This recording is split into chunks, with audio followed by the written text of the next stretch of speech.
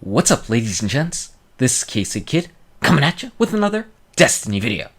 Today we're back in the King's Fall raid, and we're actually in the beginning portion of it, the jumping. And this is definitely a different way to start off the raid compared to something like Crota's End, where it was insane. If you enjoyed the video, go ahead and smack that like button and subscribe to the channel. Now, I've mentioned the other day that our King's Fall raid beginning was nuts. It was glitching all over the place. You'll probably see some teammates of mine run off the end of some of these swinging pendulums and they won't die. Also, the pendulums feel like they're really jerky as we're going through this stuff. So it's definitely an interesting thing. But like right here, there you go. Bye. See ya. I don't know. I don't even understand. There he is right there. So yeah, it was pretty glitchy, but we figured we could go ahead and go through the jumping sections. Whenever we got to the enemy killing badness, yeah, that's whenever we decided to go back to orbit. Thought that it would be fun just to go ahead and see what it was like to go through the jumping sections, though, with it this glitchy. I had a good time with it because I was always like, guys, where are you going? You're falling off the end of everything. And then they were suddenly behind me again. Good time. Good time. But the pendulums, they're not the really tricky thing. It's this ship area that we're coming up to that gives some people a lot of problems. Honestly, I've only done this on my Warlock so far, so I can't speak to what it's like jumping with the Hunter or Titan. I imagine that the Hunter is pretty good, especially if you have triple jump, or maybe if you swap over to your year one boats of yo to get that fourth jump. I think you should have no problem doing it there, and obviously your light level isn't going to really matter whenever you're doing the ship and you don't have any enemies to fight anyway. I actually make sure to pop on some agility, and I do carry my Telesto around, which has my +2 agility perk on it as well. So I have a lot of jumping abilities with it, but you have to remember that with the Warlock, if you don't double tap your jump, you're probably going to crash downward, and it's going to be bad. And that's just the peril of the Warlock jump. Whereas the Titan, if you tap X and then you tap X again to jump, you'll probably still float up if you're using the higher jump. So it's always real tricky, and I never know if I'm going to float off an edge or something like that. I made it onto the first ship, which was just down to the right from the ship that you start off on. You saw somebody fall down there, and I think that was a legitimate death. I think it was a legitimate death because Purple wasn't looking. I think he was in his menu. So there we go, hopping off the front right corner of the ship again, landing on this one, and our next destination is out in front of us, out to the front left corner of the ship. This one's just floating around here, and this one is leading us up to the checkpoint platform.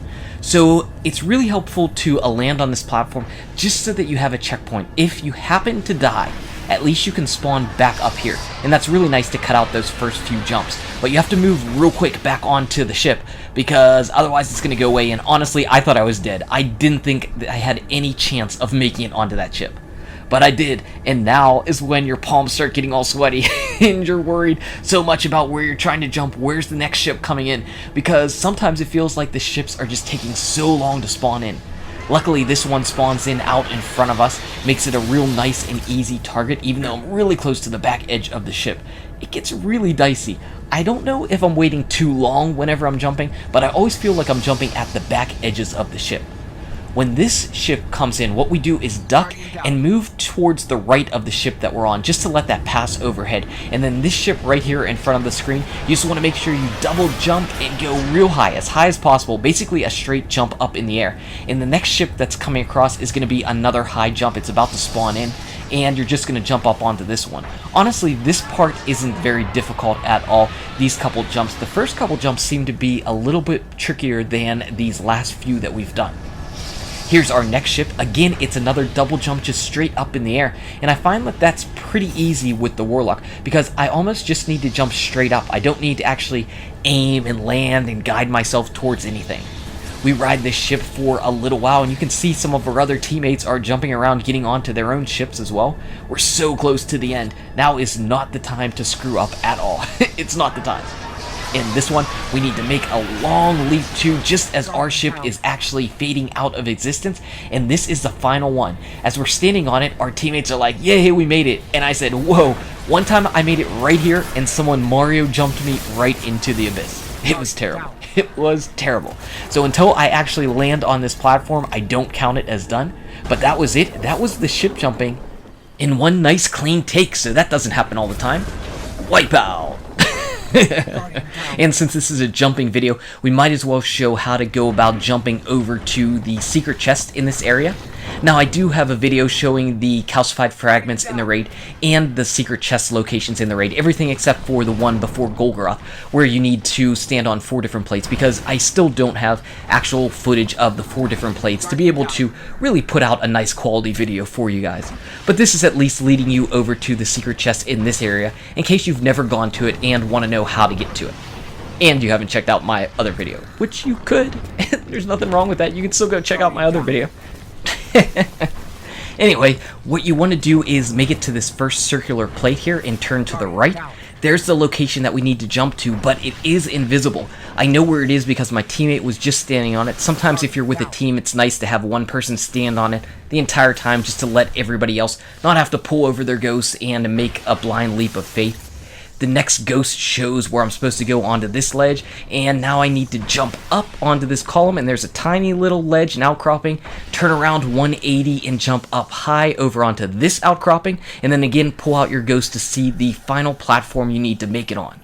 Once you land there, it's just a 180 degree turn, actually that's more like 90 degrees, and jump up into this location, and the secret chest is all the way around the back.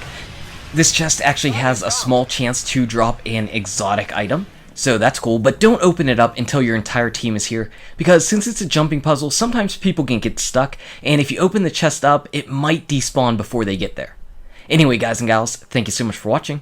If you enjoyed the video, smack that like button, subscribe to the channel to keep updated on daily Destiny content, check out these awesome videos, good luck with your raids, your drops, the Taken King, and I'll see you around in Destiny.